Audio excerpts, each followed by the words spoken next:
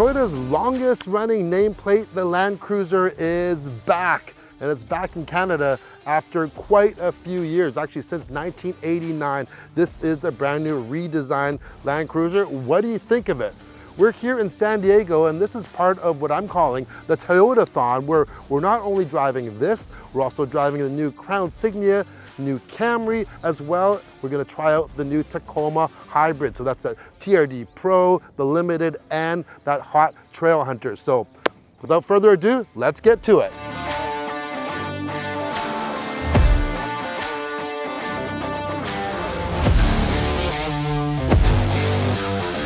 Recently, we had a chance to have a full walk around with a product specialist. I really encourage you to watch that video if we haven't already, because Daryl, our specialist, really did a great job highlighting all the new features of the new Land Cruiser. But if you didn't watch it, let me give you a little bit of a recap. First of all, size-wise, everyone wants to know, how big is this thing? Well, if you compare it to the current generation 4Runner, this is about, it's almost 4 inches longer, which is quite a bit. It's about 3 inches taller, it's 2 inches wider, so it is a considerable size difference between this and the 4Runner. And on the front here, we have some unique features. You have this heritage style grille that really pays homage to the original Land Cruiser. And as Daryl, our product specialist, pointed out, they've incorporated a modular style bumper design. So if you see here, they're all different parts, because when you go four-wheeling, a lot of times you might bump into a tree a little bit, might put a dent into your bumper. Instead of replacing the entire bumper, you can replace certain parts of it. Headlight-wise, of course, they're LED, but depending on what trim you get, they're either round or square. The base 1958 gets round ones, really pays homage to the original Land Cruiser. And if you go to the very top limited first edition they are offering, that also will have round, but then in between, in this Land Cruiser trim, you get squared off ones. So we did hear though, of course, the wiring is all the same. So down the road, maybe you may be able to order, let's say, a Land Cruiser trim with round headlights, or maybe there'll be something aftermarket. Toyota has called upon their partners, Rigid, to include some color selectable driving or fog lamps. And so selectable in white or yellow color, yellow being very handy for nice dusty conditions. So that's pretty cool. By the way, this is Heritage Blue in colors. There's lots of different colors, but this has the two-tone roof. This has the gray scape top. So yeah, I think it definitely looks the part. Coming along the side, we get standard 18-inch wheels. The designs will vary depending on what trim that you do get. All-terrain tires, of course, and you'll notice even the wheel arch is a trapezoidal shape, nice and large to get rid of a lot of debris, easy to clean, especially if you're going to go do some mudding. And I really like the subtle accents of the black with whatever color that you get. You know, so you get the black door handles, even this little black section here that separates that two-tone roof, and the black mirrors as well. And one thing about these mirrors that you'll see, they are kind of elongated vertically opposed to being extra wide, and that's very, very handy when you are in tight situations and trails, and it's going to save a lot in terms of, you know, getting your mirror whacked by branches and things like that. So that's a nice tidy look, and they have integrated turn signals right in there as well. Opening up the doors, front opens nice and wide. You do have running boards on here, make it easier to get in. Open up that back door, little step. There you go. Easy peasy. Let's check out the back. Now onto the back. You know what? I love the fact that this actually has a substantial bumper. Look at that. You can actually put your foot on it. That's what you expect in a truck. Behind this cover here is your tow receiver, and this is rated for 6,000 pounds. Push that button on the side here, look at that, we have a flip up rear glass. Absolutely love that. I really missed that from my Highlander. It's just handy for putting in small things without having to open up the entire hatch. Close that up. We have a hands-free power liftgate on this Land Cruiser trim, and you are greeted with a big, generous amount of room. Standard on all Land Cruisers is a 2400 watt AC plug. 2400 watts will power pretty well every single thing. If you want to bring your KitchenAid camping and make bread and pizza and put your deep fryer to it, that will handle it. That's how much 2400 watts is. It's huge, and that comes standard, of course. That's pretty cool. It's a real interesting thing, and I'm going to go all the way back in here to show you, is that the Land Cruiser does not come with a third row option. However, there are drink holders and USB plugs on either side, as well as air vents back here. So obviously it is available in some markets with a third row. But if we do want to fold the second row down, you see that it does do a flip up if you want. Like so. So this is how much room you have. Now if you want to just secure that down, it is not completely level, so just be aware if you are one of those that wants to do a little bit of overlanding, want to sleep in your vehicle, you're gonna have this hump here, or you're gonna have to get some sort of a air mattress that'll take care of that. But lengthwise is good, no problem. I'm 5'11", head's not touching. So it is possible. The interior of the Land Cruiser really emulates the design of the exterior. It's kind of boxy, a lot of straight edges. As you can see, just everything goes straight across, from even the boxy look in the center of the steering wheel, the boxy frame around the screens, around the HVAC. Yeah, just squared off. I don't mind it at all. Now, speaking of screens, if you go for the 1958, which is the base trim, you get a 7-inch driver's display and an 8-inch infotainment touchscreen. Now, if you go one trim up, which is the Land Cruiser trim, that upgrades it to 12.3 and 12.3. They both come with wireless Apple CarPlay and Android, by the way. And you know what? I would probably go for that Land Cruiser trim because you do get a lot of extras, like you get the power sunroof, you get the power liftgate. Otherwise, it's a manual liftgate that you get on there on the 1958. You do get the round headlamps, though, on the 1958, which is kind of cool. When you look out the windshield, you get a commanding view of your surroundings for sure. The windshield is fairly kind of upright, but yeah, I like there are two exterior domes basically on each side of the hood, and that gives you a great reference point to where the vehicle is, which is extremely handy when you're going through the trails. Also standard heated seats on the 1958. Come up to the Land Cruiser trim, you get heated and ventilated seats on here. We got 3 USB-Cs up front, wireless charging. We get a multi-camera display in here.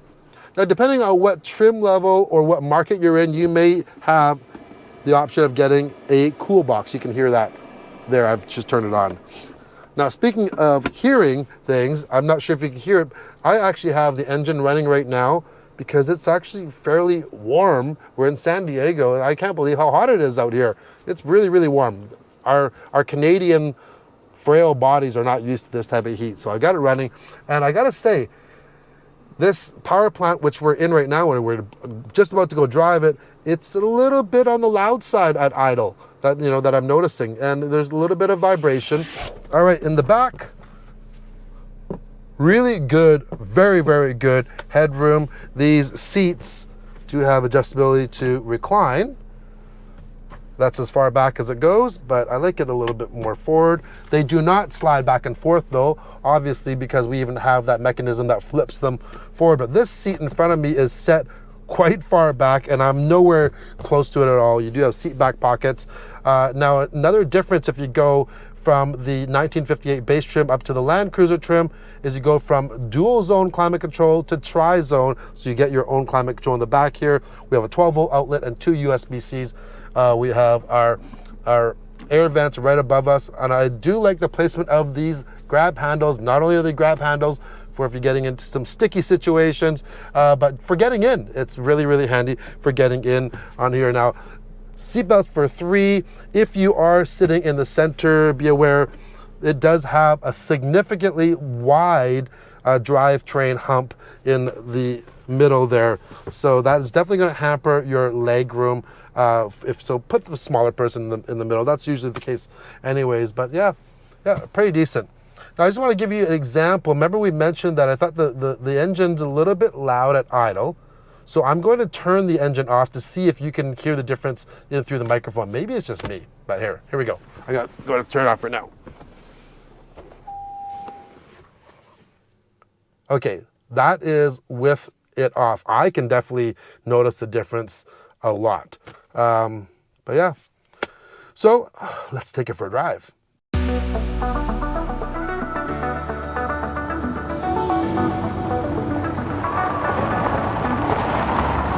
What is the Land Cruiser synonymous for? Of course, it's off-road capability. I'm not sure if you can tell right now, we are like at an angle, so I feel like we're gonna roll over, but this thing is full of off-road capabilities. Now, before we get into that, let's talk about the power plant, because in the past, Land Cruisers have been big V8s, 5.7 liter V8s. This brand new Land Cruiser sees a new power plant, and it's only available with one, and that is the iForce Max. That's that 2.4 liter turbocharged hybrid, and that puts out 326 horsepower, but 465 pound-feet of torque. Now this is the same engine you're going to find in the Tacoma hybrid, as well as the 4Runner, as well as the higher output engine. Now, one difference a little bit though is that this is equipped with a full-time four-wheel drive system. Now you can get that four-wheel drive system, the full-time one, also in the Tacoma. However, you'll have to go to the Limited for that. But if you go into like ones like the TRD Pro, that has the part-time system. So this one, it's always on, but you do have a lot of tools at your disposal to conquer whatever off-road conditions that you have. For instance, you could have just in regular, where it's going to vary how much power goes to the front and the back. But then you have a multi-terrain selector, so you can choose different terrains: sand, mud, snow. You have different diff locks. You have a center diff lock, which we have activated right now, and you have a rear diff lock that, you know, for times when you're really going to be needing that extra bit of a push from that rear. Maybe you're going to get some articulation in the back. You want to send maximum power to that one wheel that has a contact. That's going to do it for you. Plus, you also have the sway bar disconnect to give you maximum articulation. So lots and lots of tools in your toolbox for off-roading here. But one that's just, it's indispensable, is the multi-terrain monitor. So right now we are on this trail, and I can see the camera right basically at bumper level.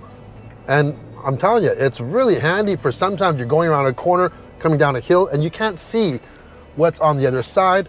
That's gonna help. But then also there are some big boulders that are sticking out right now, and I can see both tires on either side of where they are. You can really be accurate in your tire placement, and that's gonna help in some of the bumps and bruises that you may inflict on your brand new Land Cruiser. And there's also crawl control, which this new version is almost silent. We have our crawl control activated, which is basically our off-road cruise control. Now, crawl control is handling everything: the throttle, the brake. We have our center diff lock on right now. Rear not on, but don't think it's necessary at this point. Getting some good articulation because we have the standard, the sway bar disconnect activated. And as you can see, the attitude of, there's a little bit of a spinning there. That's because we don't have that center diff lock on. But we could easily just turn that on with the touch of that button. All right, we got the thumbs up. All right, well done. Phew, that was fun. All right, now when it's in crawl control, you can still override it by using the throttle. Full disclosure, guys, I do have to admit, this is my first time driving a Land Cruiser of any generation, but knowing its heritage, I would say that Toyota has done it justice with this new version of the Land Cruiser. It is full capable on and off-road. You have all the creature comforts that you'd want, plus you get the size. Lots of utility, no third row though. And you know, I've went through this off-road course so many times now, and I'm just blown away. They're going over these rocks, these rock gardens, how well it handles things and how easy it is to drive. Even with some of the aids off, I've tried with them on or off, and this thing is so capable. Now, one thing I kind of, you know, like once again, I've never driven the other ones. Would I like to try one that has a V8? Absolutely, just because I like V8s. But power and torque wise, with that hybrid iForce Max, it's not going to affect the capabilities anything at all, but it just might change a little bit of that growling experience that you get with that V8 engine. So what's it going to cost you to get into one of these new Land Cruisers? Well, the 1958 with those round headlights is going to run you $69,000 and change. These are Canadian models and pricing, by the way. You go up to the Land Cruiser trim. That's going to add, once again, you get the power liftgate, you get the upgraded stereo, the bigger screens, power sunroof, tri-zone climate control, all those goodies. That's going to run you $77,290. There's a premium version that's going to run you $83,000, and the very top, which is a very limited trim, is what they call the first edition, and that's going to run you just over $90,000. So that is very limited though. In Canada, under 300 will be available. There's basically 5,000 for all of North America. So if you want one of these, which is the top of the line, lots of cool badging, and you get the whole meal deal. You know, make sure to put your name down for one of those. But other than that, I think Toyota has done a very good job of bringing this Land Cruiser back. I'm glad to see it back in the Canadian lineup. And yeah, if you like the video, you know what to do. Hit that like and subscribe button, and make sure to hit that bell notification when we will show you more videos from our Toyota Thon. Ciao, see you the next time.